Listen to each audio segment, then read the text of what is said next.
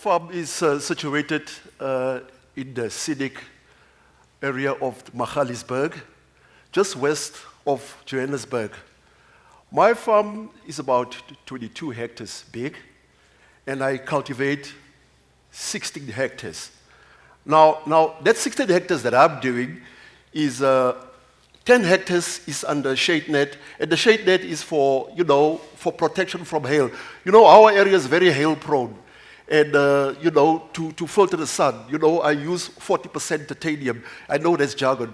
40% titanium so that it can filter 40% of the sun. And then I have greenhouses. Greenhouses is about 2 hectares. And the other 4 hectares is open land. And that open land I'm going to cover as well for the mere fact that I just mentioned now that our area is very hail prone and all that, but it's all about affordability and, as I'm moving forward. Now, out of the 22, there's 6 hectares left. Now, that 6 hectares I'm using for my pathways, I'm using it for my reservoirs, I'm using it for my pumping stations, and there's cottages on the farm as well, with my house and the people that lived on the farm. And, at this stage, we are accredited for 3 things: global gap, ethical audit, and farming for the future. Now, farming for the future is a term from Woolworths. But I mean, when I started farming, I already farmed for the future. So, Woolworths South. Nonetheless, I just want to tell you where this all started. I was born in Sophiatown in Johannesburg, the northwest of Johannesburg. Now, Sophiatown is specially known as Kofifi. It was a very vibrant place. We had a lot of diverse people there. We had intellectuals, we had artists, we had musicians, and we had gangsters, And as I grew up there, it was very short-lived because that was the time that the Grouped Areas Act came into power, And we were deployed. As a black person, I was deployed to Soweto, and there was Indians as well. We lived together, and there was Coloureds. Coloureds is a mixed race. And they were just, ironically, this is very funny. The Coloureds were just moved across a main road. Sophiatown and Western. It was Western Coloured Township. After that, it was, Western Native Township. After that, it was renamed to Western Coloured Township. After that, it was named to Westbury.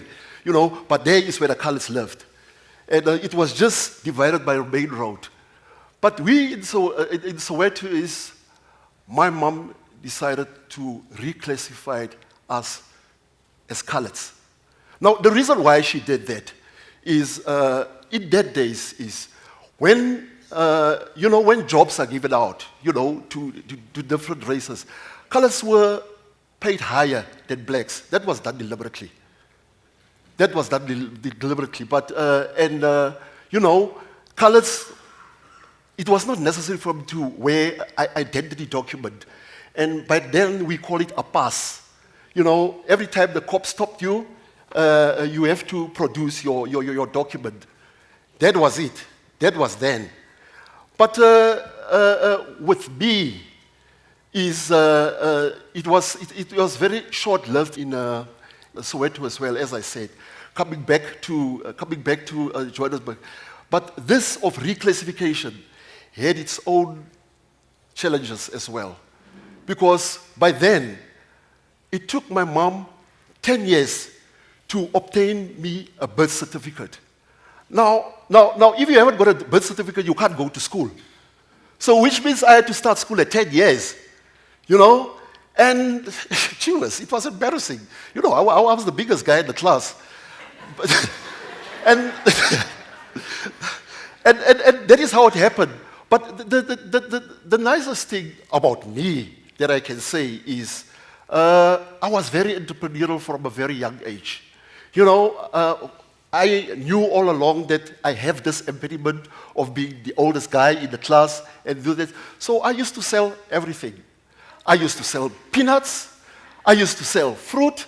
I used to sell vegetables. And, you know, as I sell, I monitored my income. You know, I graduated. And I used to sell newspapers on the roads here in Johannesburg. And after that, I decided to sell second-hand clothing and watches. And I made quite a sizable amount of money, you know.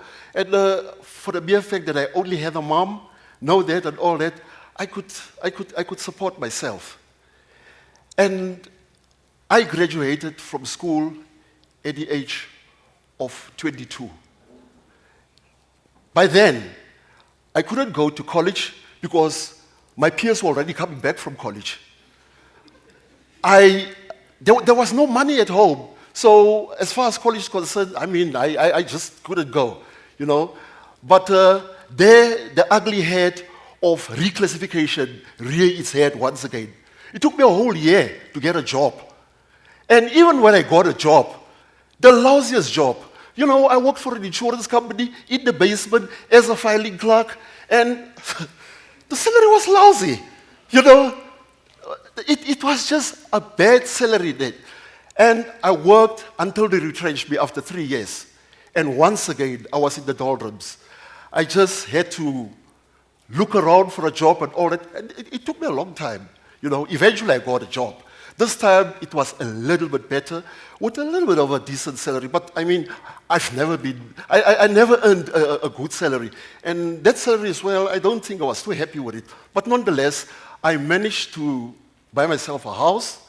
And I got married, and I had 2 beautiful children.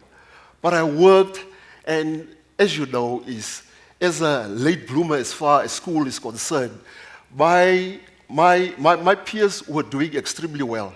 And I thought, you know, I need to get even. I just need to get even. That was my attitude all along. And after a couple of years, I just decided to quit my job, to the dismay of my family and all that, but I decided I want to become a construction worker. For the mere fact, I'm skilled in nothing. You know, I mean, just out of school, I worked for an insurance company. From there, I worked for this power tool company and all that. But during my time working there, I bought all the unclaimed tools that they had there. And I never had a car. I always had pickups. You know, I bought myself a pickup and I had it there at home. So I decided to quit my job, and I met up with 2 friends of mine. They were working for a utility company called Telkom. Now, Telkom is in telecommunications. I haven't got an experience, but at least I've got equipment. I've got a van, and I've got power tools. So I went to these 2 friends of mine, 40 years experience between the 2 of them, and I said, guys, let's do what needs to be done. Well, they also had an idea they wanted to do this. So we worked for Telkom. We contracted for Telkom for 5 years. After that, sadly, the relationship went sour. Once again, I'm in trouble. I looked for opportunities and all that, and a friend of mine that was in tourism asked me to, you know, just accommodate a very important client of his that came from America, because he had to go to another province for family reasons. And I picked up the guy from the airport. I took him to his hotel, and the following morning I had to go and pick him up because we had to go and tour, you know, and show him some places. And this guy looked at me, black American guy. He looked at me and he said, hey, tell me, man, who are you? Tell me your story and all that. And I started to talk to the guy, you know, telling my story, my ins, my outs, and what I went through. And he said, you know what, I actually invested in property here in South Africa. In Johannesburg, I have 2 farms there, and I'm looking for a partner. I said, yeah, no, you know, we South Africans, we are looking for, you know, we'd love that partnership and all that. You will get through this. You'll get through this. And we drove on, and the guy said, why don't you partner up with me? I said, my man, I just told you. I haven't got money, and I'm not a farmer. I've never farmed. And he said to me, look, as far as the money is concerned, we will sort that out. But go there, give it a try, and all that. And eventually I agreed, because I was with a guy for 5 days. Eventually I agreed, and I went to the farm. As I got there to the farm, I always take risks, always. I used to sell a lot of things. I'm just that guy. And I went there to the farm, it was overgrown, dilapidated buildings, rusted structures, and all that. And I said to myself, I'm a risky guy, but no ways. I'm not going there. I'm not going there. But now, my problem is, I haven't got plan B. If I don't take what is there, what am I going to do? And I decided, listen, I'm going to take it, but I'm not going to tell my family. So I went home, and, it took me a long time. Not a long time, a couple of days. So I said to my wife, listen, man, you know what? I've got this opportunity with this American guy, blah, blah, blah, and all that. And I want to go and show you where it is, we can live on the farm, there's no bond. Then we can rent our house out and make a little bit of money. That's sweet talk. And we went down there, man. We went down there. We looked at this place. She looked at it herself. And that was the end of my marriage. She divorced me there and then. Guys, listen to this. I will do the same. Number one, I'm not a farmer. Number two, I haven't got money. Number three is, I was 45 years of age. Imagine starting a new career at that age. Come on, man, you're absurd. But nonetheless, I went in there. My wife, my children, they left. It was a very sad departure, I went in there. Luckily, there was electricity, and there was a borehole with water. It was working. The house, all that. I'm from the township. I'm from poverty. So that house was none different from what I'm going to experience. I moved into the house, and I lived alone. I lived alone for a very, very long time. And we started to clean the place up. All the scrap irons. And, for the mere fact that I did all those things in the township, I forgot to tell you this, I even collected scrap as well and sold it the time that I was little. So all those scrap there, I knew exactly what to do with it. I collected all the scrap and I took it to the scrapyard. And man, I got a lot of money. A lot of money. Now on the farm, there was a tractor, a very old tractor, but the cables were eaten by the rats. And there was a few implements there as well. And I just decided, but my partner warned me that, listen, man, a tractor is dangerous. What you should do is get you somebody that can drive the tractor and all that. But that is one advice that he gave me that I never took. After 2 days, I could drive that thing. Well, I can't drive anyway. I could drive that thing. We started to clean. You started with grass, sell it, repair where we can. He gave me a stipend every month. To pay our electricity. And I found 3 people on the farm. They were squatting there on the farm. One guy and 2 ladies. But the guy, fortunately, he knew the farm and all that. So we went and we did our thing. 7 of my greenhouses are still there today. That is what I found there. As we were going on, I decided to go and befriend myself with the neighbors. Now, in Johannesburg, up to recent, it was just white people, Afrikaans speaking as well. Now, my advantage was I grew up with the Afrikaans speaking community. So the language was just up my alley, man. I could speak the language. I was good with the lingo. And I spoke to these guys. And, good guys. White guys, they helped me. They advised me, they mentored me, and They even advised me my first crop to grow. You know, I was actually thrown into the deep end because my first crop that I grew was a herb called basil. Now, basil got a very nice smell, you know. Everybody loved basil. Now, basil is very sensitive as well. In winter, there's no basil. You know, 2005, winter was the best winter ever. I'm there 13 years now. You know, I'm 58 years of age. You know, for 13 years, I've never experienced a winter like that. And because I'm naive, you know, I grew the basil, and there we are, voila. The other guys out there, they knew all along because they're experienced farmers. And they don't grow basil in winter. I was the only one. And that is how I made my entry into the market. You know, I mean, I was the only one with basil. I got phone calls left, right, and center. All 7 tunnels full of basil. But I mean, as the Bible says, you can't just live on bread alone, you know? You need to do other things as well. You need to do other things as well. And man, you know, from basil, it grows from another herb and another herb and another herb. But before that, I went on for a couple of years, and in the meantime, the divorce is going through here, you know? And eventually, you know, we came to the finality of my divorce, and we had to sell the house. So my wife took her half, and I took my half. Now, my half, I invested into the farm. I bought about 14 second-hand of those greenhouses.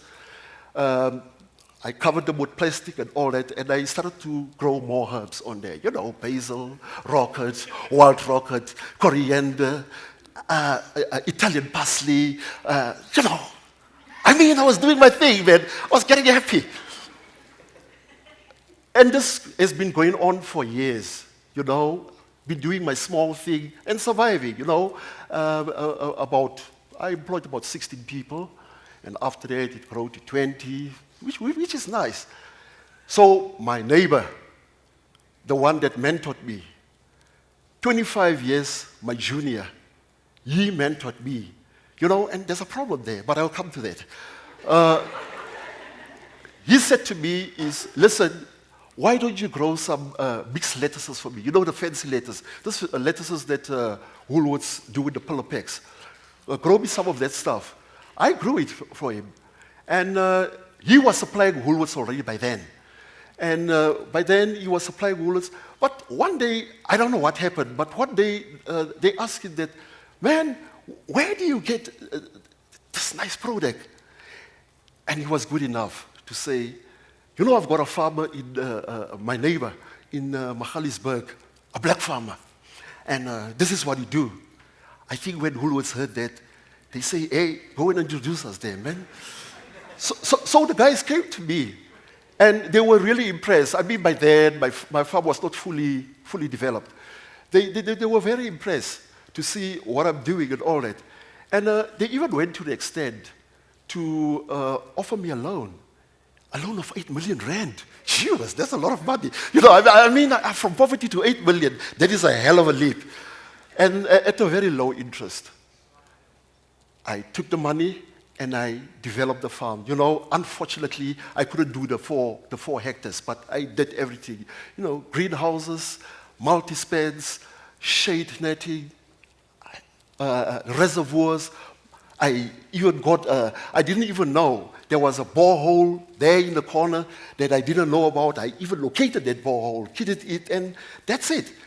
And I went on, and I did my thing.